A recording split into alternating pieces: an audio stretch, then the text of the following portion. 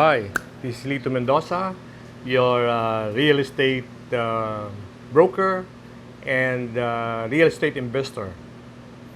Today, I would like to welcome you to my channel, and today I'll try to give you some business brief or some business development based on the newspaper of Manila Bulletin.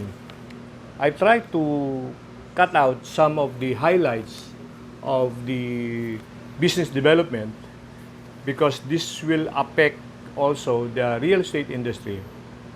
Remember the Honda Motors, uh, the closing of the RCBC of Honda dealership, about four dealership operation will be closed by the RCBC group or the Yuchenko group. As I told you in our previous discussion, that's not their regular or that's not their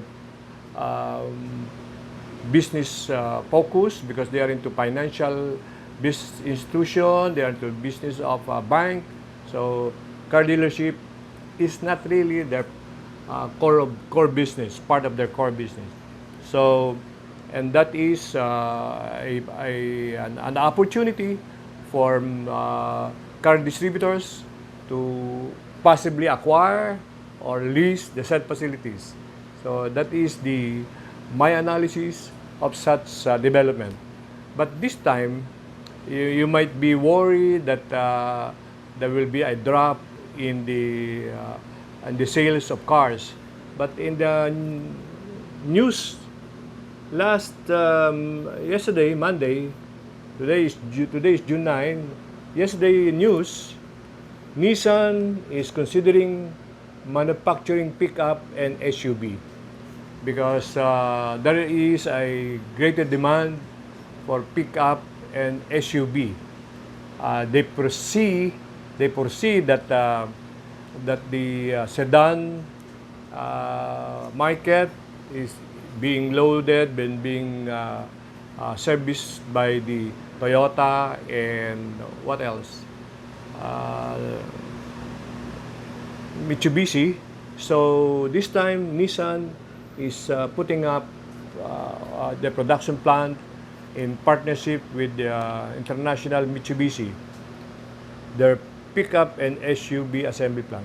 Because right now, most of their pickup and SUV are being imported in Thailand and in Japan. Actually, Terra is being imported in Thailand.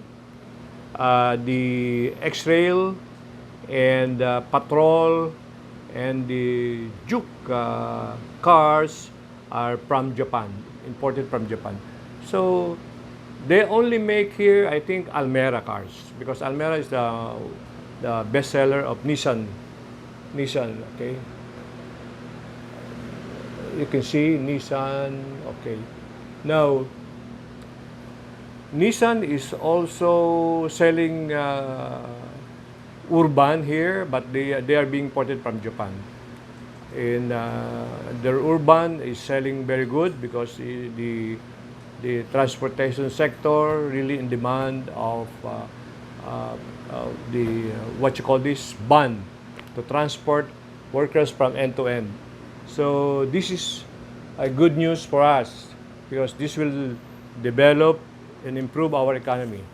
So that is on the news of on the car side. Now on real estate also there are some acquisition on the sugar asset of the sugar mill La Carlota. La Carlota is owned by Rojas Holdings. Majority owned Rojas Holdings has a big facilities in Nasugbu, the Azocarera Don Pedro, which near our place in Batangas. So they have another plant in La Carlota sugar mill. So they are now being acquired by Universal Rubina. So it's a good sign. Even though our economy or our environment is under pandemic, there is still good acquisition. As I told you, the big investor will invest on this time of crisis. Why? Because people will be affected and by the pandemic, and people will take this opportunity to purchase it. So, University of Pina, URC acquiring La Carlota sugar mill and ethanol plant. And this is in Negros. So, this is a good news for us as a lot of cash will be flowing in the market. And then, what else? I'm trying to get some important news I can relate to you by, because now I think you have not read newspaper. I don't know whether you have some subscription on newspaper, but I still have some subscription. I'll try to read it and only on the business side of it. So, and then the other section, the sports, you cannot find anymore. In real estate, I cannot find any more listing of classified ads. Mukhang isa, dalawa lang ang nag-a-advertise. So I don't know whether this coming Sunday, whether there will be a good classified advertisement for real estate. But I've been attending mostly seminars or Zoom meeting and webinar on real estate aspect of information. Now, this one, the retail property sector revenues decline. So, meaning there is a decline on the property acquisition due to pandemic.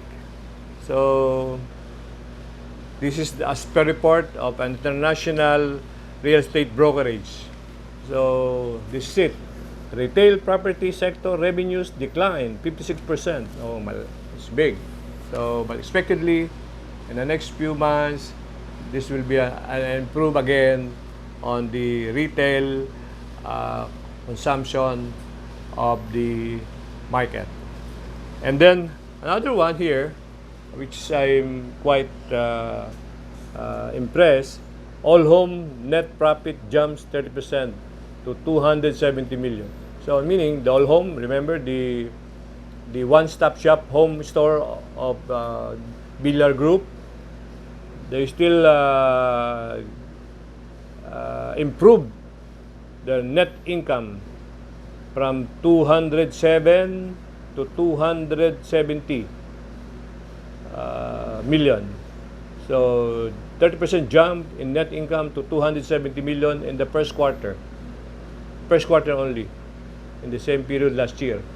So there is an improve of on the profit condition of all home, one of the major company of Mr. Villar. So I'm trying to cut this out so that I can update you in lieu of the some development on real estate. But of course, also, I would like to give you some little bit update on logistics, because logistics is also a very major components of industrial business.